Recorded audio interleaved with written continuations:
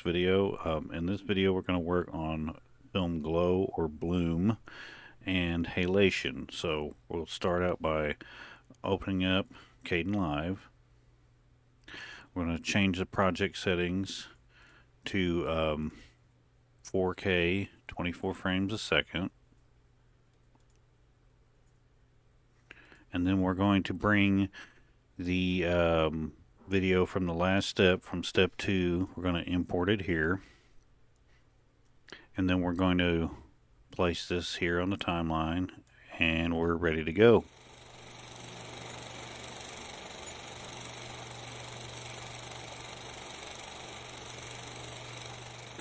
So just like in the last video, we're going to use the same clip twice because it's what's making the effect. So we're going to put this over the top of the other one, mute that one. We're going to go to composition and look for screen. Place that between the two. Make this a little wider so I can see what I'm doing here. And then be sure to set the screen to V1, not automatic. And then we're ready to add the effects. So the first effect we're going to add is threshold. And we're going to set it to 599 by default. Now we'll just collapse that, and then we're going to add a tint effect. This is how it gets the actual color of what the glow is. It needs to be sort of a warm white to yellow. It just depends on what effect you're trying to do. So we're going to just put it somewhere like there. And this, again, just depends on what you're trying to do. Then you're going to set the effect all the way up to 1000. And that one's done, and you can collapse that one. Now we're going to add a blur to it. So look up blur, and we're always going to be using the Gaussian blur.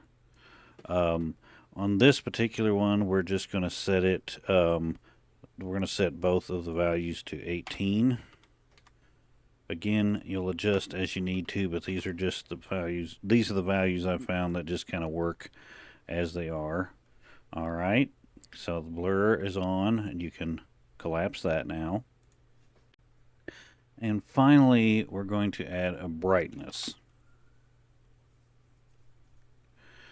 This allows you to kind of adjust the effect. I usually leave it at 149 by default, and you can see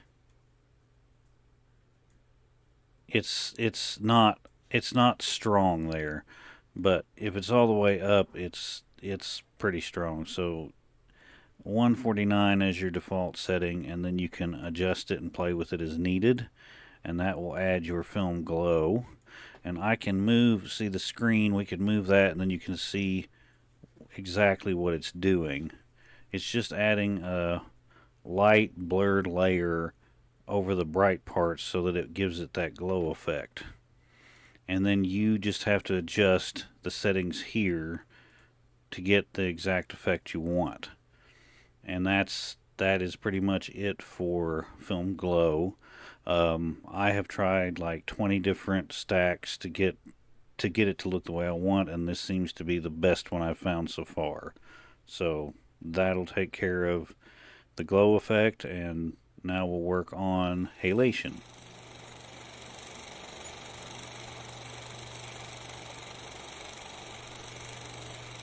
Okay, so before we can do anything with halation, we have to add a video track above the one we just made. So we're going to insert a video track above, but we're also going to have to add an audio track. Even though you're not going to use the audio, it has to have it for the file to overlay here. So we're going to hit insert track, audio track under the last one, and now we should be able to drag this right in here over the top of all of it. So this layer is the glow or bloom, and then this layer is going to be the halation. Okay, so just like before, we're going to go to Composition, find Screen, put it in between these two clips, and set it to, it needs to be set to V1, not automatic. And now we can start adding our effects. So the first effect we're going to add is a threshold. And we're going to set it to 823. You may have to adjust that, but that's just my go-to for this. Now we're going to add color levels, because we have to change the color of this layer to all red. So to make it all red, first we have to turn the green-white input all the way down and the blue-white input all the way down. And this will make it red. And you can move this to see that, see this, now all of that is red, 100% red. Alright, so that one is done. Alright, let us collapse this and that, and we're going to add a blur to it. So, as usual, use the Gaussian blur, however you say it. And we're going to set both of these to 20. Alright, now that might have to be adjusted depending on what you're trying to achieve, but again, those are my default settings. Alright, so that's done now. Okay, so the final effect we have to add is a levels, not a color levels, just a levels. Alright. Alright, so we're going to change the white level to 406. And if it's really hard to adjust this, you can always just type it in. Oops. Alright, here we go. Alright, and I mean, that's it. We're good to go there. So you can collapse that, and you can see the little bits of halation on the extremely bright parts. Now, this footage may not be the best because it's not going to be as apparent, but I'll have to do a demonstration with some more appropriate footage. But that's what it should look like, and that's halation done. Alright, so I'm going to go ahead and render this.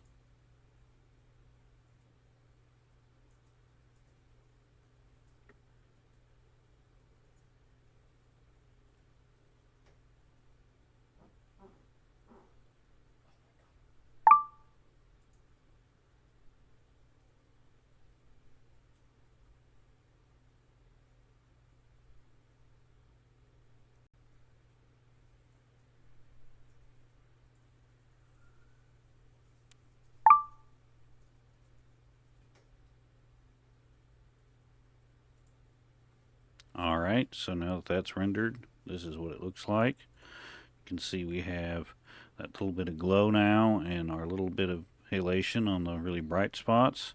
So that's it for this one.